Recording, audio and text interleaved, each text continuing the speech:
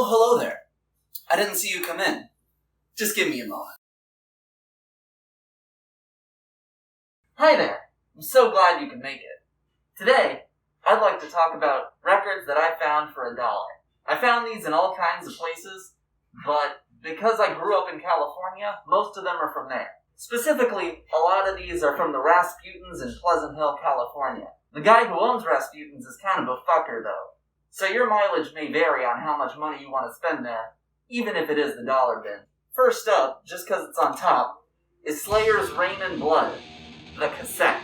I got this at a flea market when I was like 13. Slayer sucks for 2 reasons.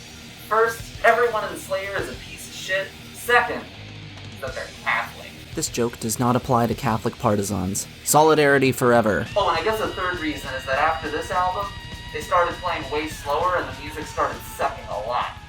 Moving on, Jason Webley's first album. You may know Jason Webley as the guy from Welcome to Night Vale. But I'm gonna flash my cred right here and say that I knew him before Welcome to Night Vale was a thing. I knew about Jason Webley because he was on Springman Records a million years ago. Actually, I think I have the comp right here. Where the fuck? I swear to fuck I have it. Yeah, here we go. The Springman Records 2003 sampler, featuring one Jason Webley at his very sexiest with Graveyard. As for this album, it's not Jason Webley's finest hour, but it's also his first hour, so cut him some slack. It's pretty solid for a self-released album recorded in his kitchen. Up next, we have Lords. Fuck all y'all motherfuckers. This album I bought because look at it. It's just so bright and colorful and fun. Just look at that. Look at that shit. This album has everything I would expect from pessimistic southern hardcore punk. A lot of anti-Christianity, a lot of let's just get drunk because everything sucks. Up next, from near to where I grew up, Ringwurm, from Pleasanton, California. Ringwurm is very 90s, but in a good way. They've got a synthesis of that grungy alternative rock sound that they mix with a screeching hardcore. That comes off really well, and even though I can place this in my mind at around like 1995, it doesn't come off as dated. It's pretty good. Also, it comes with this poster that I've had hanging in my room for like 10 years. Up next, the band that put No Idea Records on my radar, The Holy Mountain. This band is single-handedly responsible for getting me into diss and crust music. I remember specifically I was out with my drummer at the time when I found this in the dollar bin, and he was like, don't buy that looks super bad. And I was like, fuck you, it's $1. And you know what? This is like one of the best EPs I own. So look who's laughing now, Will. That last band is a personal favorite, but these are an even more personal favorite. Bloodhag. Bloodhag is the best concept band. They're the best concept band. They toured libraries and they threw books at people. What else do you want? Every song is a quick biography and a recommendation for books to read. Up next is another personal favorite, mclusky. I found this in the dollar bin at Amoeba Records in Berkeley. Someone had just left it out, like someone had found it in the dollar bin, picked it up, not wanted it, and then just threw it on top.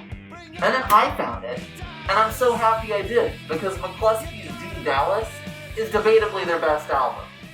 This next one is an extended mixtape by DJ Q-Bert and Quebecian DJ A-Trap. I picked it up because for $1, I mean, it's got an LP on it, it's got a battle vest on it, like, it's interesting. So I thought I'd investigate. And it's almost an hour of turntablism being remixed. It's really good. For people who don't know, DJ Q-Bert, he got started with an outfit called Invisible Scratch Pickles in San Francisco, which is actually one of the oldest hip-hop crews in the world. And no one's ever heard of them because they never sold out and made it big. Poor bastards. This is him, not that one. This is a different him. This is him referring to Doug Sharon. I found this in the dollar bin of Streetlight Records Santa Cruz, and it's sort of this mix of dub and jazz. Or rather, it's dubbed jazz, I guess. Wikipedia unhelpfully lists him as a world group, which means absolutely nothing. But whenever I need some chill thinking music to work to, Hymns 1110. It got me a lot more open to electronic, remixy kind of music. And last but certainly not least, fucking drum roll, please. Songs to Make Dogs Happy. This is an inexplicable album. Just look at it. Just admire it. The whole conceit of this album. You know what? Let me just read from the essay on the back. Songs to Make Dogs Happy is the first qualitatively and quantitatively researched CD based upon canine participants' decisions as to what they themselves would like to hear in songs.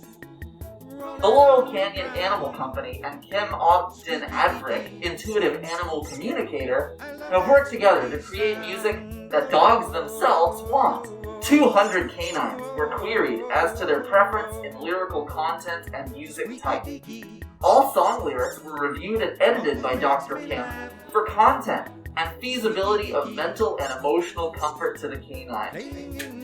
Yeah, this album is garbage, and I only take it out to show people because fucking look at it. Or worse, fucking listen to it. It's...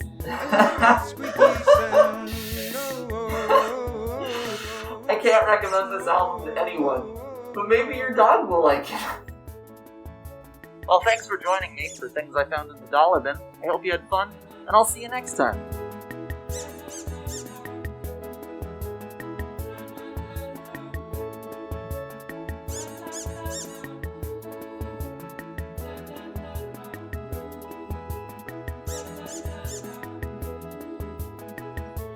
So let's see. Songs to Make Dogs Happy. That goes in novelty right next to William Shatner. Freaky deaky, I love to play along.